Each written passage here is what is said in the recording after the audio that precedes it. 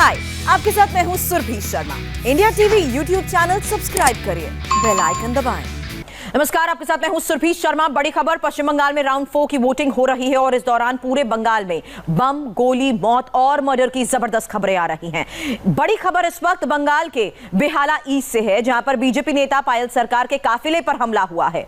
BJP candidate पायल सरकार की car के शीशे तोड़ दिए गए हैं। पायल सरकार ने हमले का आरोप टीएमसी के कार्यकर्ताओं पर लगाया है। उनका कहना है कि उन्हें पोलिंग बूथ पर गड़बड़ी की शिकायतें मिल रही थी और जांच के बाद जब वो बूथ से लौटने लगी तो उन पर हमला बोल दिया गया।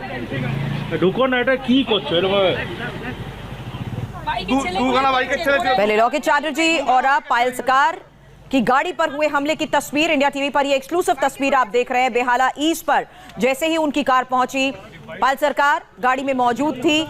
पत्थर बरसाए गए, हंगामा कर रहे थे कुछ लोग, गाड़ी का कैसे उन्होंने घेराव किया, तस्वीरें आपके सामने।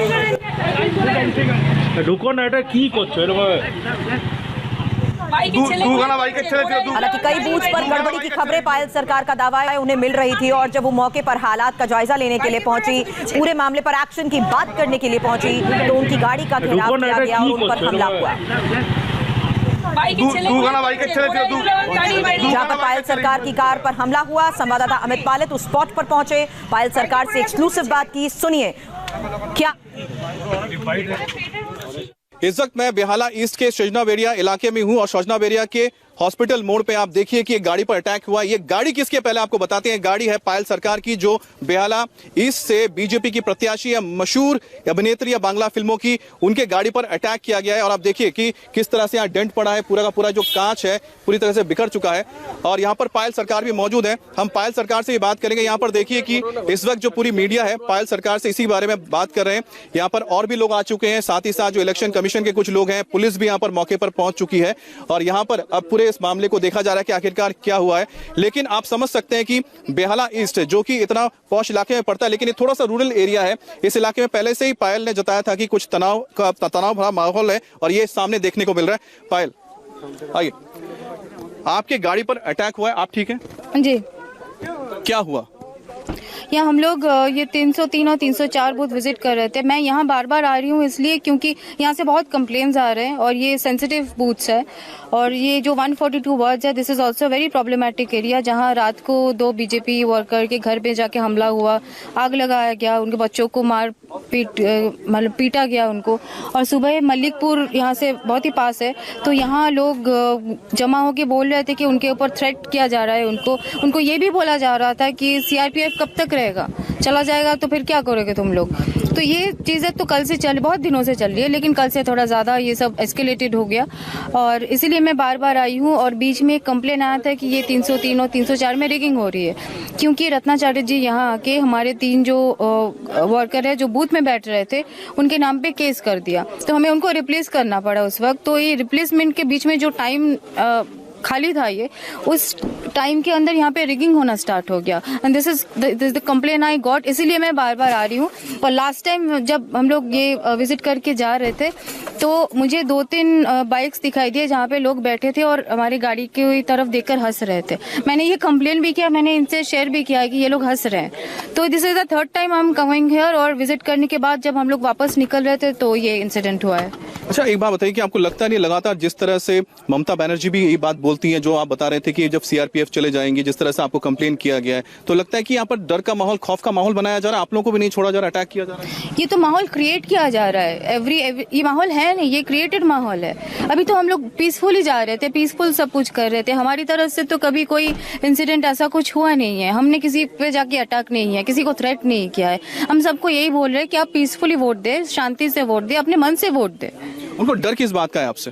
यही बात डर है कि उनको अभी पता है कि उनका खेला खत्म हो गया, हम लोग जीतेंगे, बंगाल में भारतीय जनता पार्टी आएगी।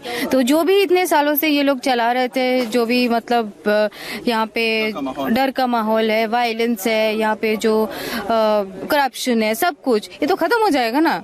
तो इसी चीज का डर है उनको। आपको डर लग रहा है कि अभी डरने का टाइम नहीं है मेरे पास, because I have to complete what the responsibility I have been given to.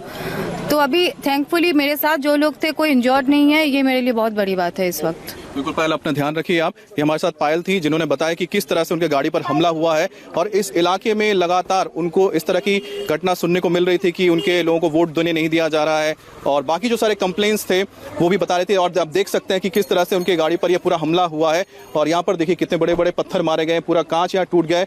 अच्छी बात यह है कि वो ठीक है और लेकिन फिर भी उन्होंने कहा है कि वो अपना काम करती रहेंगी, हर बूथ पे जाके देखेंगे कि यहाँ पर कोई भी अगर कोई उनके वर्कर्स को रोक रहा है या फिर उनके पार्टी के लोगों को कोई मार रहा है, कुछ कर रहा है तो उनके सामने जाके खड़ी होंगी और लगातार इस इलाके में वो घूम रही है।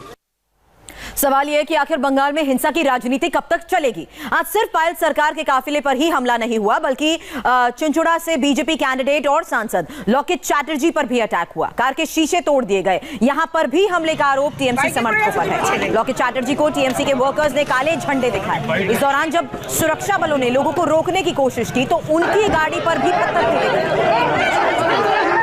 हमले में लोकित चैटर्जी को चोट भी आई है। संवाददाता पवन नारा ने लोकित चैटर्जी से की बात। उन्होंने हमले की पूरी कहानी बताई। लोकित चैटर्जी ने आरोप लगाया कि टीएमसी वाले बूथ कैप्चर कर रहे हैं और जब उन्होंने ऐसा करने से रोका तो उन पर हमला बोल दिया गया।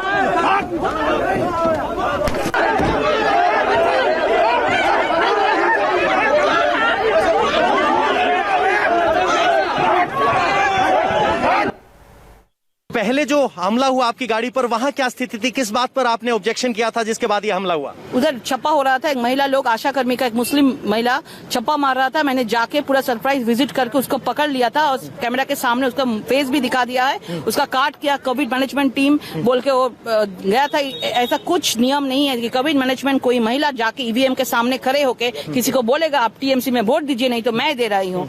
मैंने इसलिए प्रतिवाद किया, आवाज उठाया। इसलिए पूरा 100 मीटर के अंदर बहुत सारा 200-300 लोग जो है सब लोग इकट्ठा होकर मेरा मारने का कोशिश किया।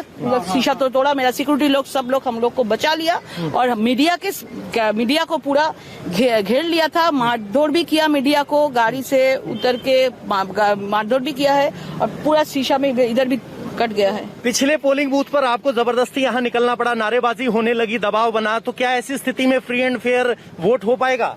देखिए, मैं ये बोलना चाहती हूँ, मेरे ऊपर जो हुआ है, मैं सब महिला को, सब बंगाल के जनता को मैं आवेदन करना चाहती हूँ, ये संतरास बंद करने के लिए आप आइए, वोट दीजिए, टीएमसी को बाहर फेंकिए और बीजेपी को ले आइए। ये संतरास बंद होना है। 10 साल से ये चल रहा है, 10 साल से चल रहा है।